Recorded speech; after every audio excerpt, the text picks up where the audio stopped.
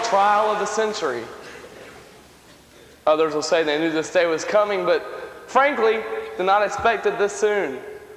For decades now, we have watched passively as our television sets have dictated to us the fluctuating standards of morality. We have read headlines with our morning coffee of a nation that is moving farther and farther away from what we, the people, once held as sacred. Today, we watch in stunned disbelief as sexual promiscuity has become an accepted lifestyle. Murderers are made into heroes, and rock stars with depraved lifestyles are idolized. Who would have guessed 40 years ago today that the Christian family would be on trial in 1995 and fighting for its very existence? Hello, my name is Doug Llewellyn, and welcome to America's Courtroom. Today's case is probably one of the most controversial trials ever presented. As you can see, we have moved this particular trial into a 9,200-seat facility to accommodate the masses who have a stake in the outcome of this trial. Our jury is a grand jury. As a matter of fact, probably one of the grandest juries in the country. It's made up of 250 future adult family members, and you might say that they are all deciding their own fate today. In keeping with the tradition set by one of our most revered judges, Honorable Judge Jay Vines, we promise not to take more than 1 hour to try this case. In the words of our beloved judge, you can't make your point in 1 hour, then you can't make your point. So let's get started.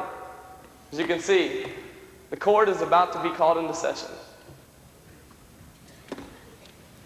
All rise. The Honorable Judge Jay Pratt coming, presiding. Case number 6660, the People versus the Christian Family.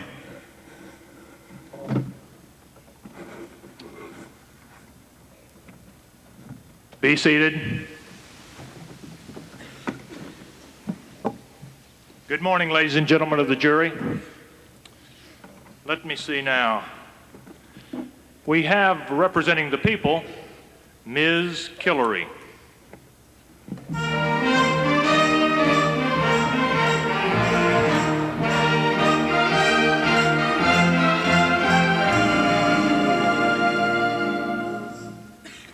Is counsel ready to proceed? Yes, Your Honor, we are. And for the defense, we all recognize Mr. Matlock.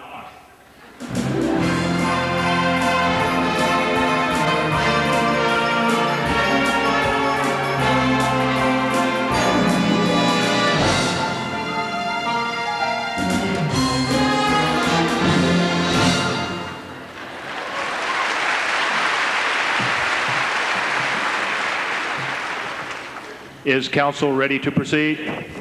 Yes, Your Honor, we are. In the case of the People versus the Christian Family, we'll begin by hearing opening arguments. Ms. Killery. Thank you, Your Honor. May it please the court. Today, we intend to prove that the defendant, known as the Christian Home, is in fact and without question guilty of restricting our personal freedoms and liberties. Furthermore, we will expose the Christian Home and its monogamous and inhibiting guidelines as oppressive to women, confining to men, and antiquated and unrealistic for the 90s. Our evidence will be presented in 3 parts.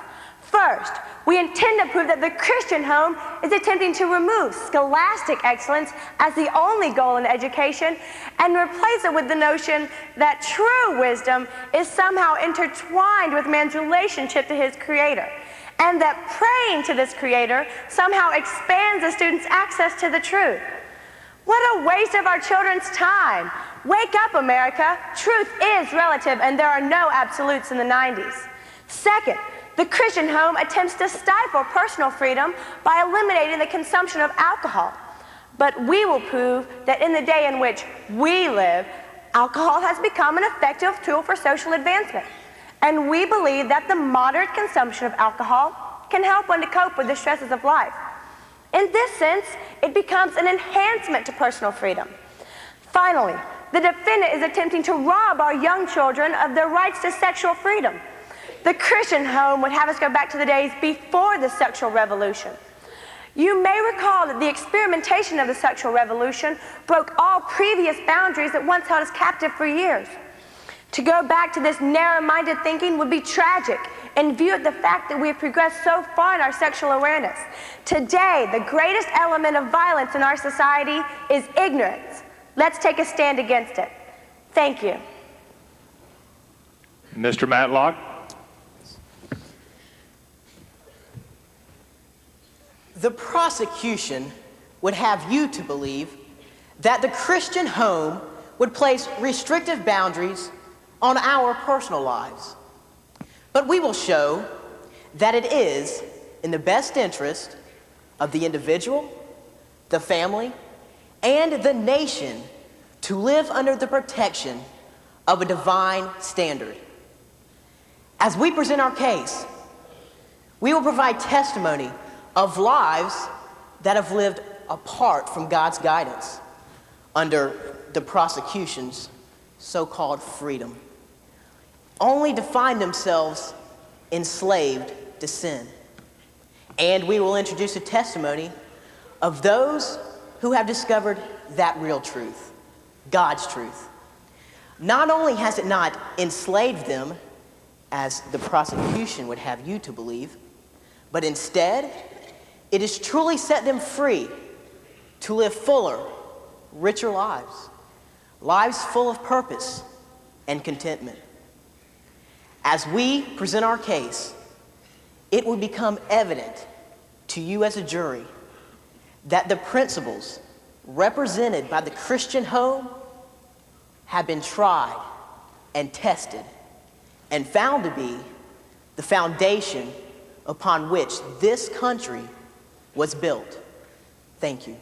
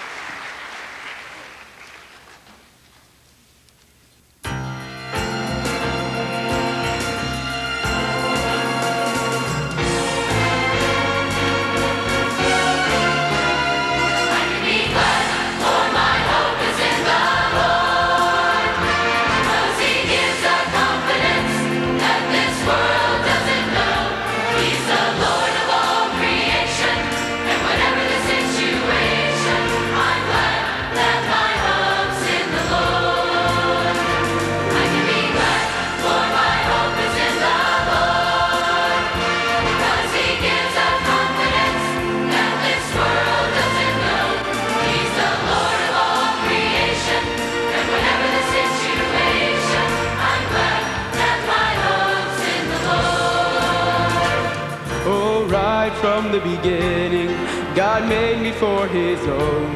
So he replaced my weak foundation and made himself the cornerstone. When all was ready and in order, he promised every day and hour that he'd be faithful to sustain me by his mighty power.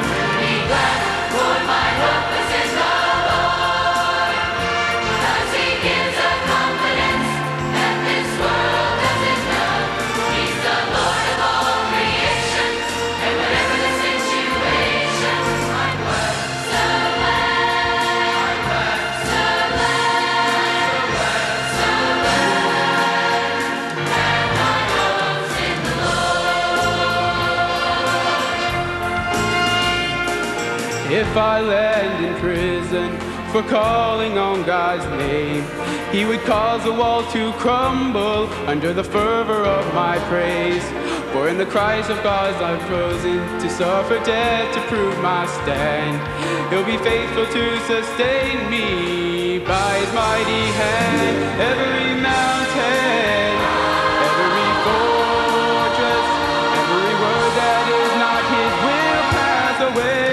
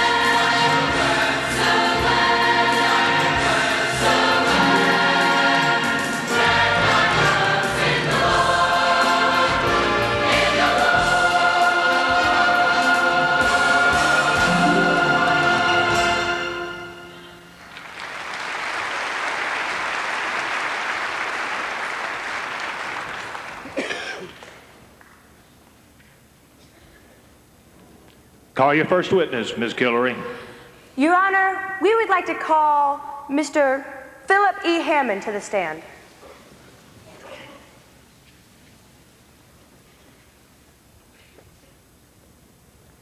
Place your left hand on the Bible and raise your right hand. I must respectfully decline to make such an oath based on my personal beliefs. Mr. Matlock, I must ask you to refrain from such comments. Yes, Your Honor. As to your request, Mr. Hammond, do you affirm that the testimony you are about to give is the truth, the whole truth, and nothing but the truth? Yes, I do.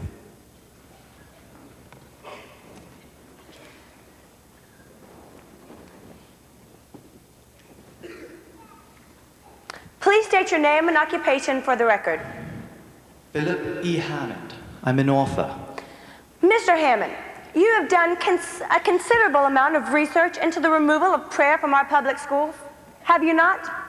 Yes, I have. I've written a book incorporating an extensive amount of data on the subject. I see. Then as an expert on the subject, would you please state for us the reasons why it was so important to remove prayer from our public schools? Certainly. The inclusion of prayer and Bible reading in the context of a state-sponsored school system is a violation of the constitutional rights dealing with the separation of church and state. Objection. The Constitution of the United States of America never uses the phrase separation of church and state. The amendment addressing religious freedom is there to protect that freedom, not prohibit it.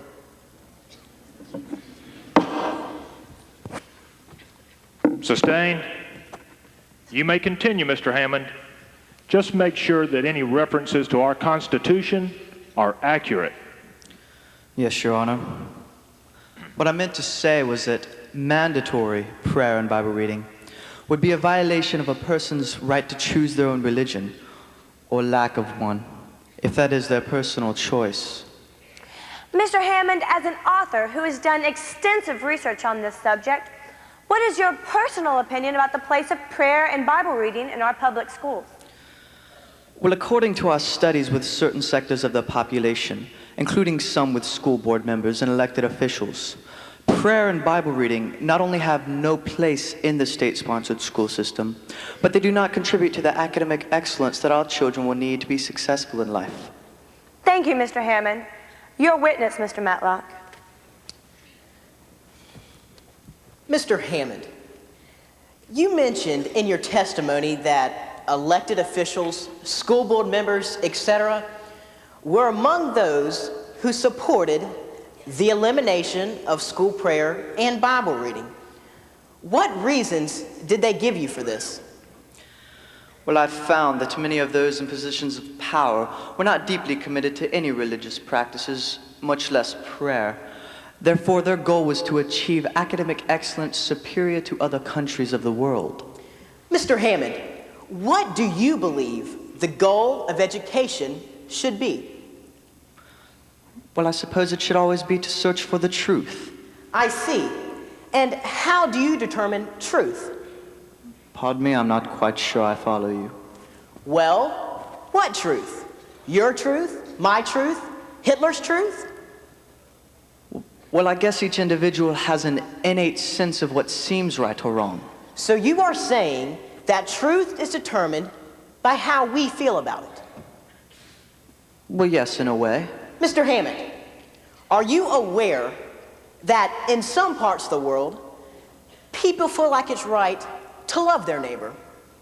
And in other parts of the world, people feel like it's right to eat their neighbor. Which one is truth, Mr. Hammond? And how do we decide, without a source of truth, to tell us right from wrong? Well, We can't, Mr. Hammond. Truth cannot be separated from its origin, its source, its creator. So let me ask you this. Are you aware of a federal study entitled A Nation at Risk? Yes, The I've heard Imperative of it. for Educational Reform. Yes, I've heard of it. Are you aware that this study has revealed, and I quote, "There is a rising tide of mediocrity that threatens our very future. We remain a nation at risk. We are a nation whose 13-year-olds have average math skills that rank below those in 14 other countries, according to one 1991 study. We are a nation whose college professors complain that before they can teach the classics, they must teach the basics. And while nearly all American adults can read and write at a basic level, according to a 1993 Educational Testing Service study, fewer than half can use a bus schedule or accurately record car maintenance information. End of quote.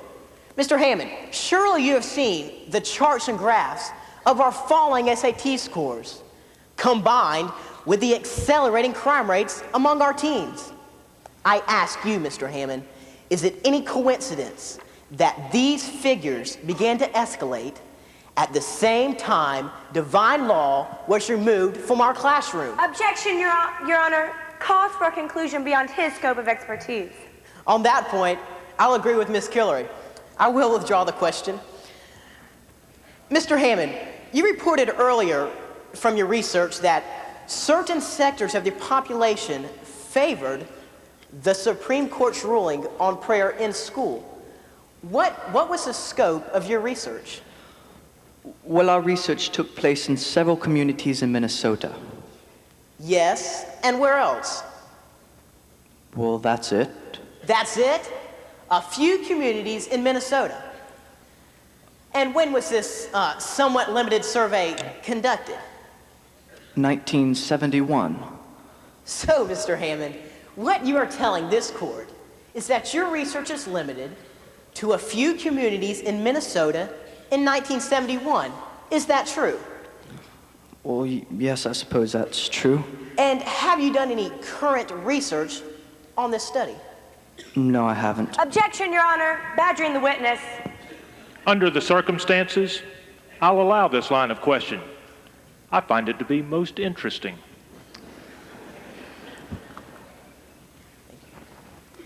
Sir, are you aware of the Worthland poll conducted in April of last year? Well, I'm not exactly sure. Are you aware that recent polls indicate, and I quote, that reinstating voluntary school prayer not only continues to receive overwhelming support, but it also enjoys support across a broad spectrum of Americans? For instance, 79% of African Americans and 80% of whites support school prayer. But I mean, if you look at the... 85% of low-income and 71% of high-income Americans support school prayer. Well, money And doesn't 65% of non-Christians and between 80 and 94% of Christians support school prayer. Well, it wasn't that way in 1971 in Minnesota. Well, could it be that was before the public realized that with the removal of divine law, freedoms, not to mention safety, declined instead of increased? Objection, leading the witness. Your Honor, I will withdraw the question, and on this line of questioning, I will allow Mr. Hammond to continue. But at this point in time, I don't feel it's necessary, so therefore, I will go along with this line of questioning. And I will close by ending with this witness is not a witness, and he doesn't seem to be aware of any data since 1971, so I just thought that I'd fill him in on what's new. Objection, argumentative. Overruled. Mr. Matlock has a point. Proceed, Mr. Matlock. Thank you, Your Honor. I have no further questions for this witness. Your Honor, we're requesting a short recess if it please the court. Very well. We'll be in recess for 10 minutes. All rise. We are now in recess for 10 minutes.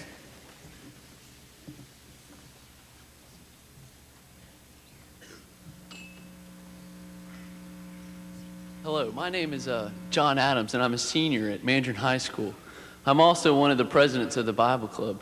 And this year we've really been striving to reach our friends for Jesus. And several weeks ago we had Mr. Carr come and speak, and we were able to see 7 of our fellow students saved. one of which I'd like to share a story with you today. We later found out that he joined the club early in the year simply to have a club to put on his college application. And upon coming to the meeting, he was invited by a friend to come to church. And that Sunday he came and he walked the aisle. The next Sunday he came and he was baptized. And since then he's really grown. He joined the choir, he went through the discipleship program, and he's here tonight. And tonight I'd like to introduce to you a brand new Christian, Jeremy Vance.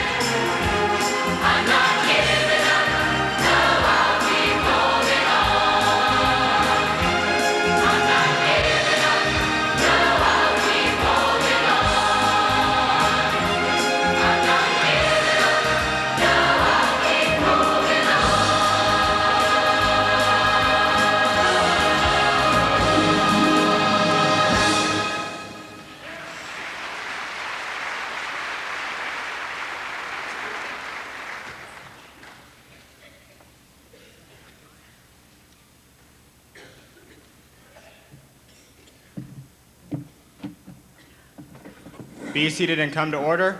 This court is now in session. Ms. Killery, call your next witness. Your Honor, it seems my witness has not yet arrived. May we please have a few more minutes? He should be here any minute. In that case, I'll take the liberty of allowing the defense to call an available witness. Mr. Matlock, do you have a witness that could be called at this time? We do, Your Honor. Very well. Proceed. The defense calls Mr. George Contowitz.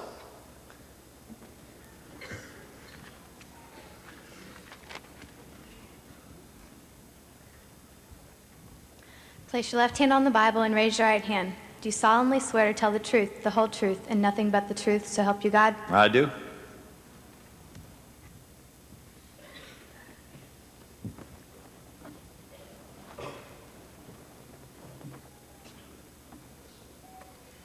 state your name and occupation for the record?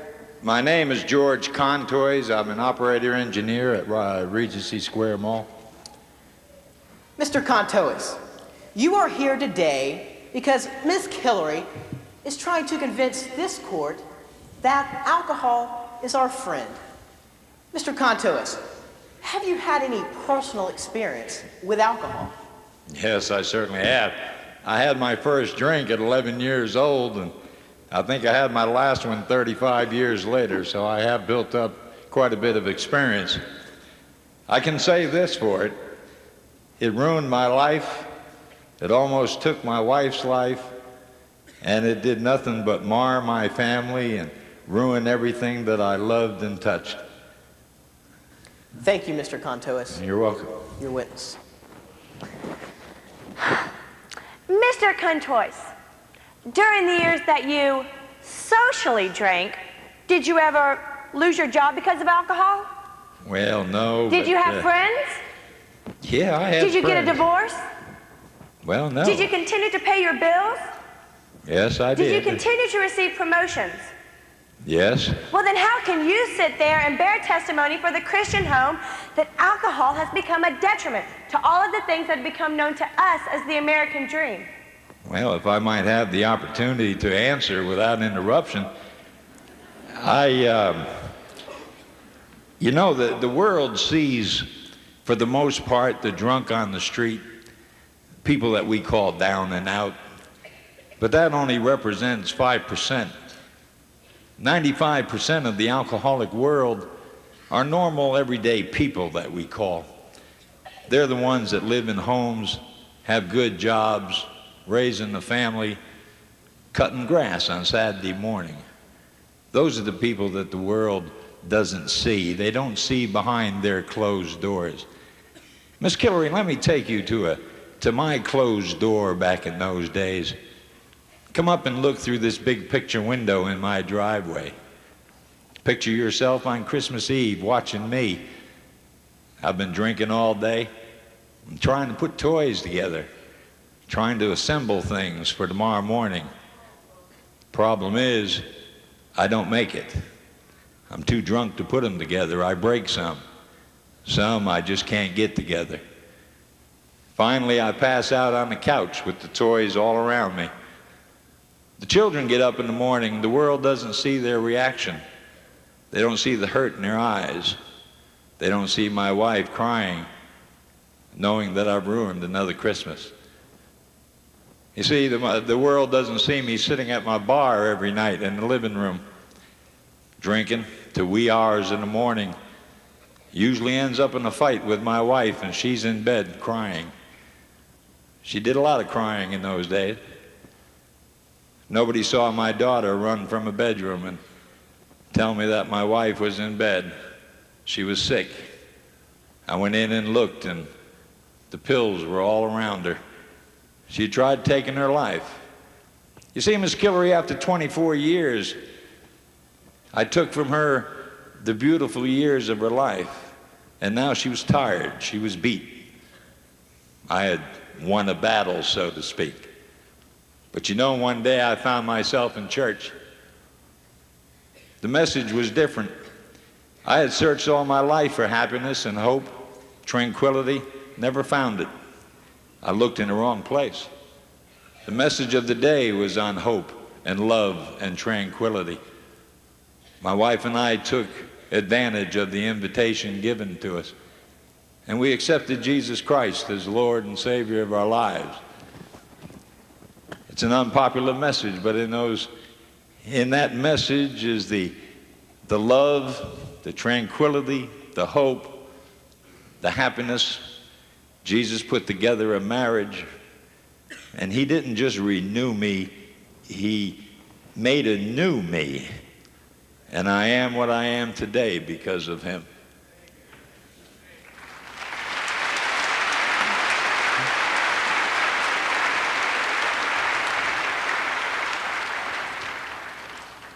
Mr. Contois, the court applauds you for the courage you've displayed in presenting such a personal testimony. I assure you that your time today was not spent in vain. Thank you, and you may now step down. Thank you, Your Honor.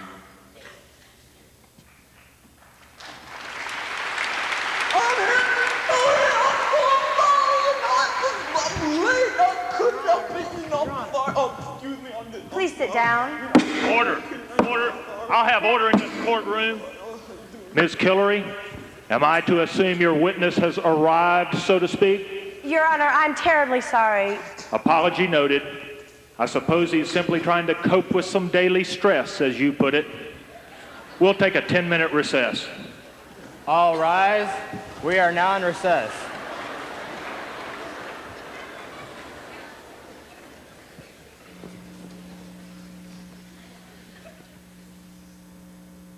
Hi, my name is Karen McQuiston, and I'm a senior this year at Orange Park High School. I would like to share with you some standards the Lord's put in my own personal life in the area involving purity.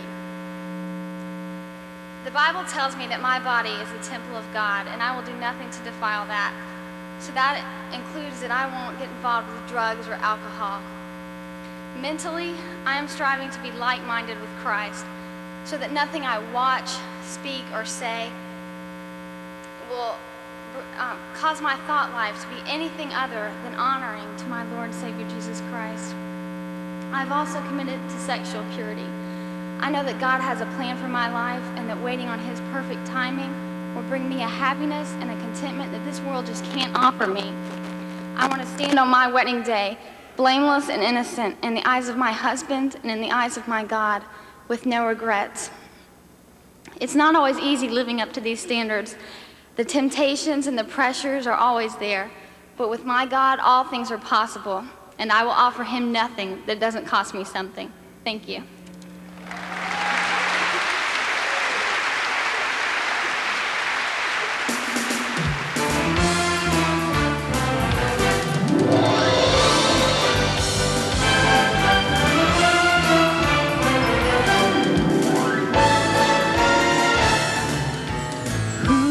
Calm the stormy, troubled sea. Who can turn a tempest to a breeze? Who can make the lame walk? Who can make the dumb talk? Who can save our souls for all eternity? Can God? Yes, God can. He can move a mighty mountain. He can conquer all impossibilities. Oh, yes, He can. Can God? Yes, God can. In the desert, make a fountain. Who can answer prayer? Can God? God can.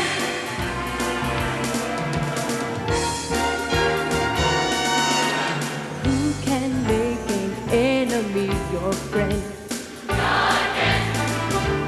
Who can bring affliction to an end? God can. Who can open deaf ears? Who can dry up all my tears? Who can raise the dead and give new life again?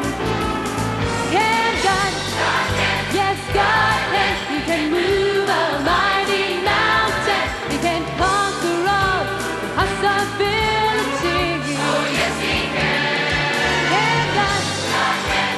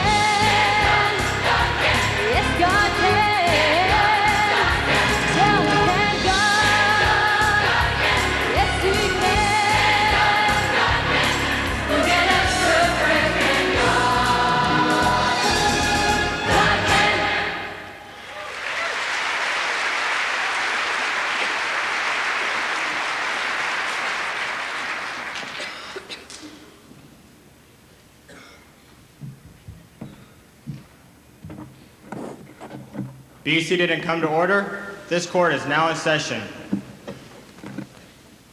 Ms. Killery, do you now have a witness that can stand up to testify? We do, Your Honor. We would like to call Ms. Gloria Wynham to the stand.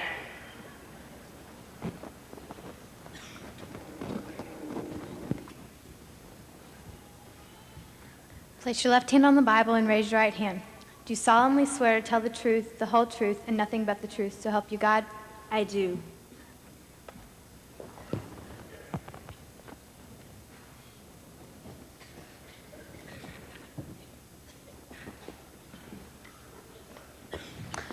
Please state your name and occupation for the record.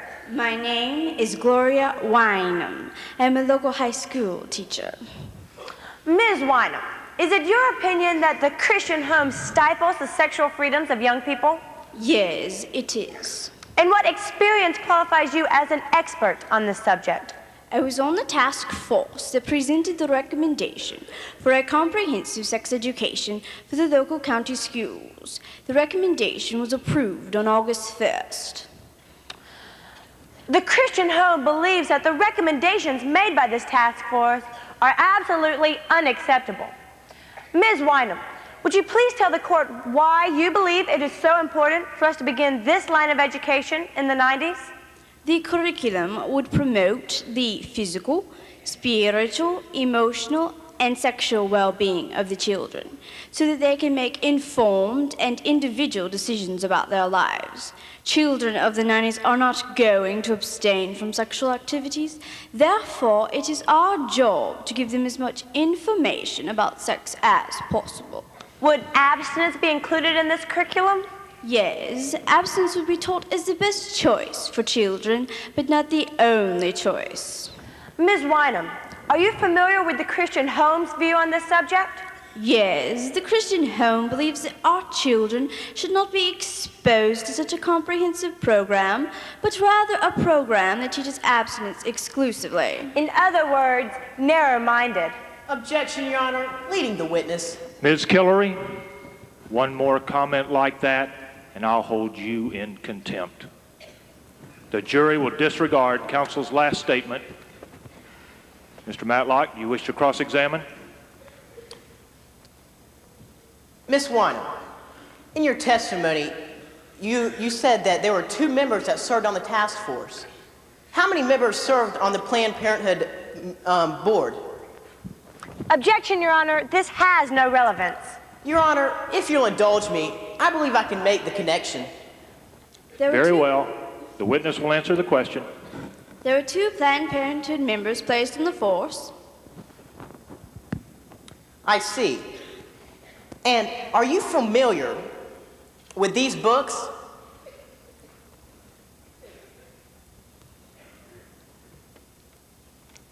Yes, this is one of the books in which Congressman Bradley speaks of in his research on Planned Parenthood. Are you aware that this book states, and I quote, "Let's put aside religious principles.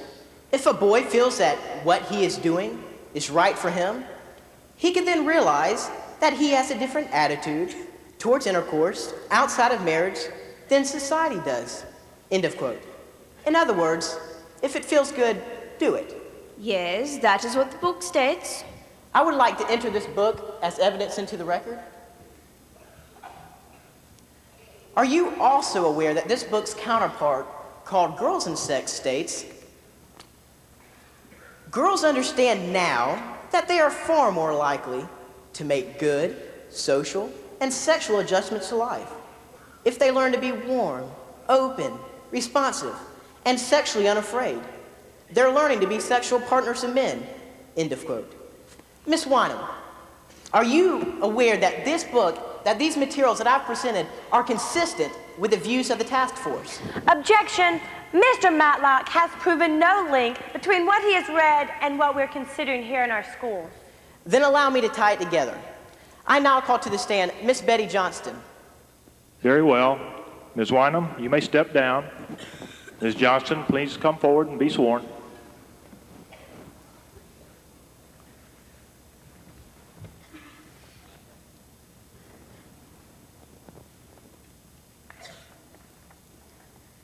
Place your left hand on the Bible and raise your right hand. Do you solemnly swear to tell the truth, the whole truth, and nothing but the truth, so help you God? I do.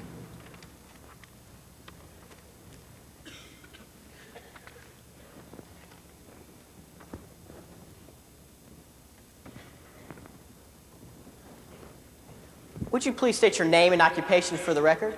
My name is Betty Johnston. I'm in real estate and property management, and I'm also currently the president of Right to Life of Northeast Florida. Ms. Johnston, would you please tell us the difference between a preferred abstinence curriculum and an expected abstinence curriculum? Sure. The very use of the word preferred implies that there are choices other than abstinence that might be acceptable. Teaching abstinence outside of marriage as the expected standard instructs the student that there is an acceptable, obtainable standard for which he should strive.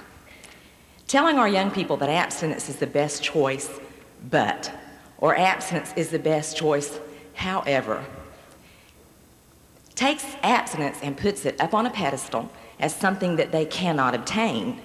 This simply is not true. Many of our young people are choosing abstinence before marriage as their standard in the 1990s, and more would if we only taught them how. Ms. Johnston, what does the Florida statute on abstinence require of schools when teaching sex education courses? Florida State Statute, Chapter 233.0672, reads, and I will quote, "The school shall teach abstinence from sexual activity outside of marriage as the expected standard for all school-age children, while teaching the benefits of monogamous heterosexual marriage." Ms. Johnston, could you please tell us some of the key areas that the Christian home is concerned about with the recently passed sex ed curriculum? In another part of the statute, it states that curriculum frameworks for comprehensive health education shall not interfere with the local determination of appropriate curriculum which reflects local values and concerns. We feel the local values are not addressed in the recommendations which were approved, and that the statute was already violated by these recommendations inasmuch as this recommendation qualifies as a framework under the law. It also says that instruction shall present ethical and moral dimensions, shall not be an expression of any one sectarian or secular philosophy, and shall respect the conscience and rights of students and parents. God is not in this report. Ethical and moral dimensions are totally left out. In our opinion, it is in fact the philosophy of one secular group. They've left out abstinence until marriage. They want to redefine the family.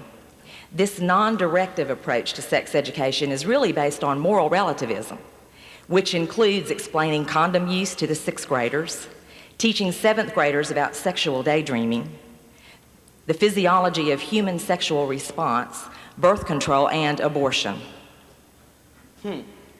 That doesn't sound too far from some of the materials that we were reading earlier. Ms. Johnston, obviously, in a court of law, we deal with facts to make up our cases. Could you please share with us the success rate of an abstinence preferred curriculum to an abstinence expected curriculum? The difference is really the difference between a directive approach versus a non-directive approach. Teen aid, which has been taught in Duval County since 1991, is an example of the directive approach that emphasizes abstinence. The teen birth rates and the abortion rates have decreased since 1991. However, in areas where a non-directive approach is used, the birth rates and abortion rates increase. It's interesting to note that in Orange and Hillsborough County, during the same time frame and in the same age-affected group, teen birth rates rose, abortions increased. Abortions increased at a time when abortions all across the nation, the numbers have been decreasing. Orange and Hillsborough counties teach non-directive comprehensive health education, and both county curriculums are currently being reviewed by our Health Advisory Health Education Committee for our local schools. Thank you, Mrs. Johnston. Your witness. Ms. Killery? I have nothing for this witness. I see. You may step down, Ms. Johnston. Ms. Killery, do you wish to call any more witnesses? We do not. The people rest. Mr. Matlock, do you have other witnesses for the defense? No, Your Honor. The defense rests. Very well. We will hear closing arguments after a short recess. All rise. We are now in recess.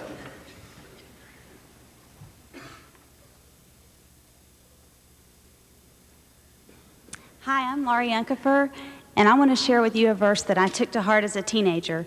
It's 1 Timothy 4:12, and it says, "Let no man despise thy youth, but be thou an example of the believers in word, in conversation, in charity, in spirit, in faith, and in purity." I was fortunate enough to be raised in a Christian home by loving parents that took our family to First Baptist regularly. Because of the teaching I received at home and at church, I realized the need for Jesus in my life, and as a teenager, I invited Jesus to come into my heart. Desiring to live for Jesus during my teenage years, I made some decisions in my life. One was to be involved in our church youth group. I was a part of everything First Baptist offered to teenagers, from camps to retreats, discipleship, Sunday school activities, and a visitation program. With all that going on in my life, there was little time to get into trouble. Another decision I made was to never drink any alcohol, use drugs, or smoke tobacco. Knowing that my body was God's temple made it impossible for me to consider these bad habits. Another decision I made as a teenager was in the area of Christian friends. My very best friends were church friends, born-again friends, friends that would build me up and not tear me down. The Bible says bad company corrupts good morals, and it also says iron sharpeneth iron. But I would have to say that the single greatest decision that I made was in the area of my purity, to keep myself sexually pure. The way that I achieved this goal was taking several steps. One was I would only date growing Christians. Two, I would only date guys that my parents approved of. And thirdly, I would not put myself in a compromising situation. By being faithful to God in the area of my purity, He blessed me above and beyond my wildest dreams with my husband, who also kept himself pure. There is no better way than this to start a new home. Since being married, the Lord has continued to bless me. He's given me 2 beautiful children I now take to church regularly, and a husband that loves me and is a leader in our home and in our church. I've had the privilege now of working with these wonderful high school teenagers for over 6 years in our high school ministry, and my prayer for them is God's best. It's worth it.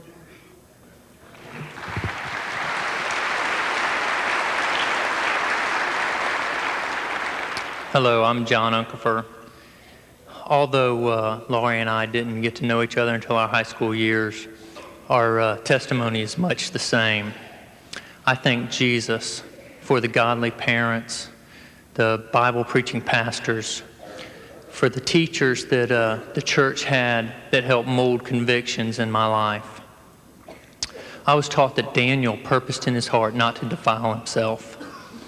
And although the teachers that I had may be surprised to know that I was actually listening at that time, I made several convictions that are still with me today.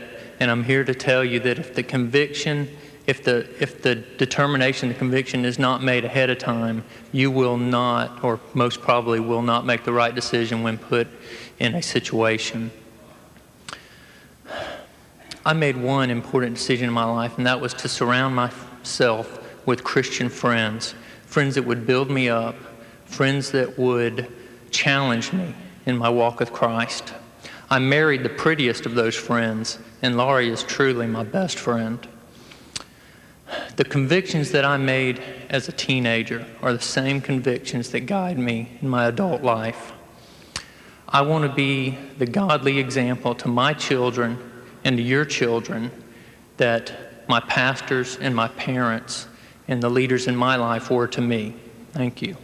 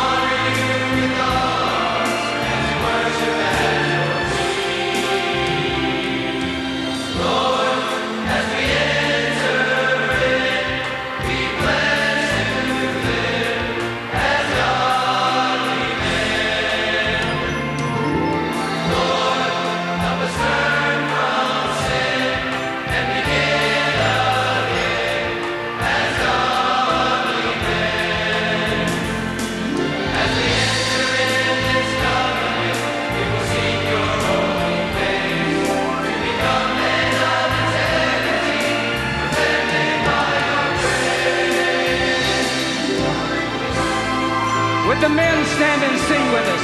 Lord, enter in, we bless you as godly men. Lord, help us turn from sin and begin our as godly men. As godly men. As godly men.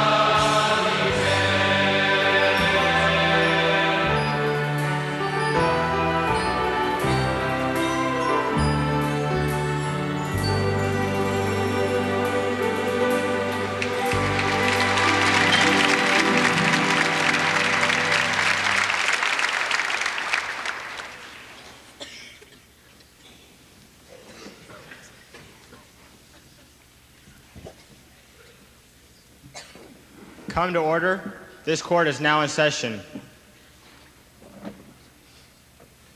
Ms. Guillory, are you ready to present your final argument? I am. Ladies and gentlemen of the jury, we live in a society where choices are made every day. It is our right as Americans to have choices.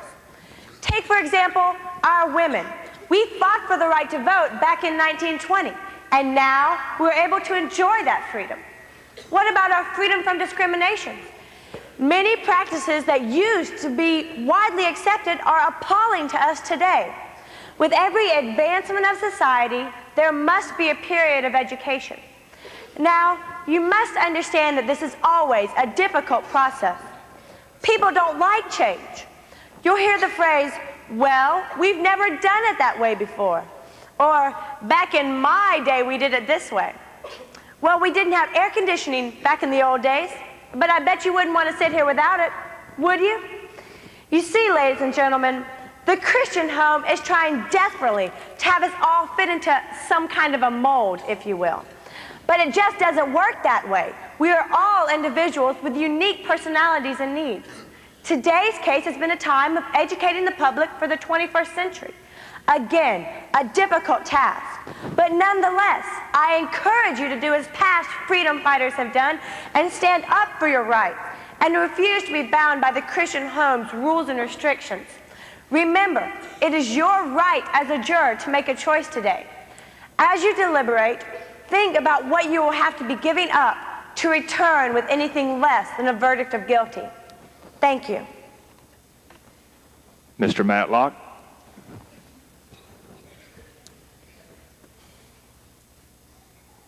Today's case is much more than a question of whether or not the Christian home is trying to take away our rights or freedoms. Instead, it is a question of the very existence of God. The prosecution has attempted to stir up a great big dust storm over the last hour, a way of clouding the issues, you might say. But once the air is cleared, you will find one question remaining. Is there a God? And if so, has he spoken? Well, ladies and gentlemen, he has. As to the count of removing scholastic excellence and replacing it with divine law, I must ask you to remember an ancient proverb. Even a child is known by his doing, whether his work be pure or whether it be right. In other words, simply check the results. I believe the facts presented in this case have clearly shown us the degradation that has taken place in our schools since the removal of divine law. A great scholar once said that knowledge and education in the hands of one who claims no higher accountability or authority than his own individuality is power in the hands of a fool. As to the count of restricting personal freedoms as it relates to alcoholism, we only have to go as far as the victims of that deadly venom. Let's ask Mrs. Contois how much better their lives were during the days of her husband's social drinking. What was it like to build barriers around your personal lives to save you and your family from embarrassment? What was it like to never know how your husband would come home, or if he would come home? Personal freedom sounds more like a personal prison. God is very plain when it comes to the matter of alcohol. The Bible states that wine is a mocker and strong drink is raging, and whosoever is deceived thereby is not wise. Finally, the matter of depriving our children of their sexual freedoms. The prosecution has presented a case rejecting traditional moral standards derived from Christian values. Sex education courses that are value-free. In value-free curriculums, students are taught that what is sexually right is always based upon their personal choices. In other words, the only thing that is absolutely wrong is to believe that there is something that is absolutely wrong. Listen to me. Upholding moral law as an expression of His love in response to the love of God is the sound of the Christian worshiping his Maker. The moral law, then, is not seen upon him as an imposition from without. Rather, it is a commitment born out of gratitude to the God whose love he has experienced. So what does all this mean? Well, let's call it what it is. Plain and simple. Atheistic secular humanism. The prosecution has said, "Wake up, America." Well, we do need to wake up. Atheistic secular humanism is raping our young people of all their virtue, their value, their hopes, and their dreams. Ladies and gentlemen of the jury, I implore you to make a decision today in favor of the Christian home. For your sake, for the sake of your children, and your children's children. Thank you.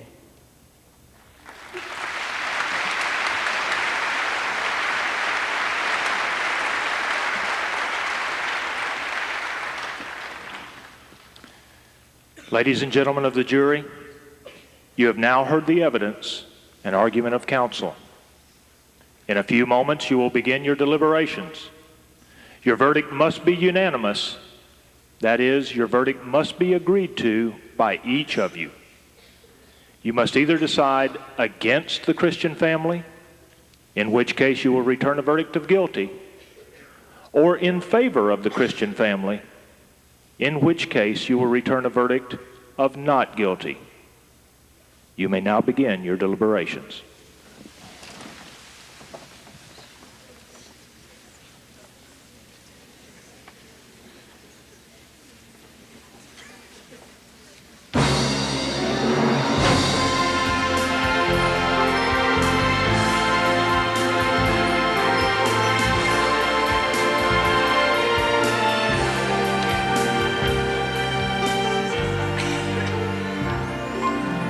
Something you're longing for,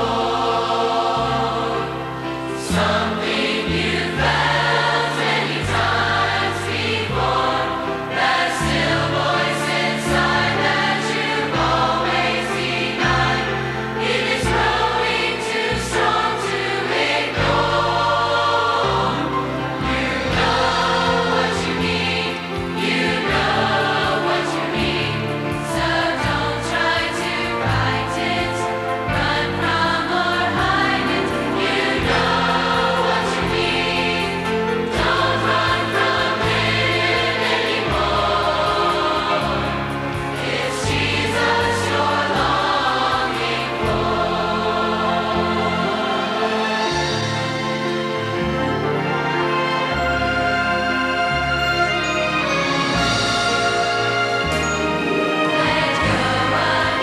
reasons why. Don't hold on to fears or cling to your pride. Come to your senses, let down your defenses, and find what you are missing inside. You know what you need, you know what you need, so don't try to fight it, run from or hide it. You know what you need, don't run from him anymore. It's Jesus you're longing for.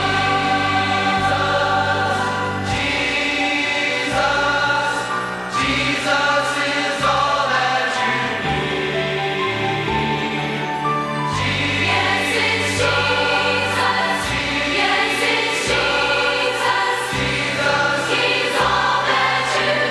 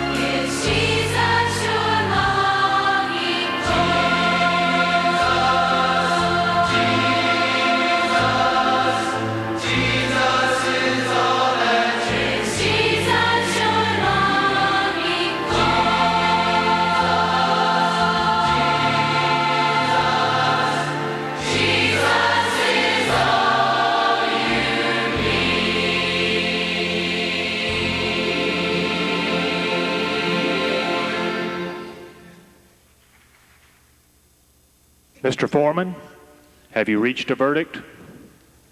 Yes, we have, Your Honor. We, the jury, find the Christian home not guilty. Your Honor, we request for the jury to be polled. Very well. Juror number 1, is this your verdict? Yes, Your Honor, it is. My name is Dean Sperlin. I'm a senior this year at Wolfson. Next year, I plan to attend UNF and pursue a career in psychology. And someday I hope to be both a husband and a father.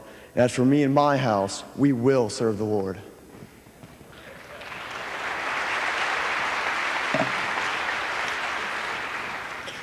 Juror number 2, is this your verdict? Yes, it is, Your Honor. My name is Erin Monroe, and I'm a senior at Wolfson High School. Next year, I plan to attend college and pursue a career in business. One day, I hope to be both a mother and a wife, and as for me and my house, we will serve the Lord.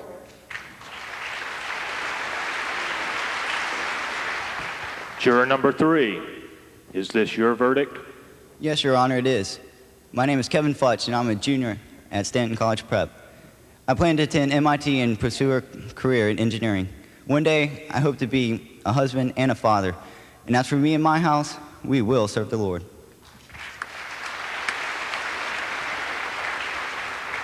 Juror number 4, is this your verdict?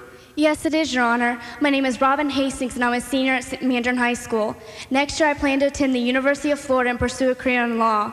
One day, I hope to become a mother and a wife, and as for me and my house, we will serve the Lord.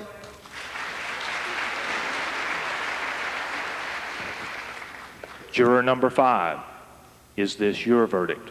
Yes, it is, Your Honor. Hi, my name is Nathan DeFalco, and I am a senior at Terry Parker. Next year, I plan on attending Jacksonville University, where I will pursue my career in the field of marketing. One day, I hope to be a husband and a father, and as for me and my house, we will serve the Lord.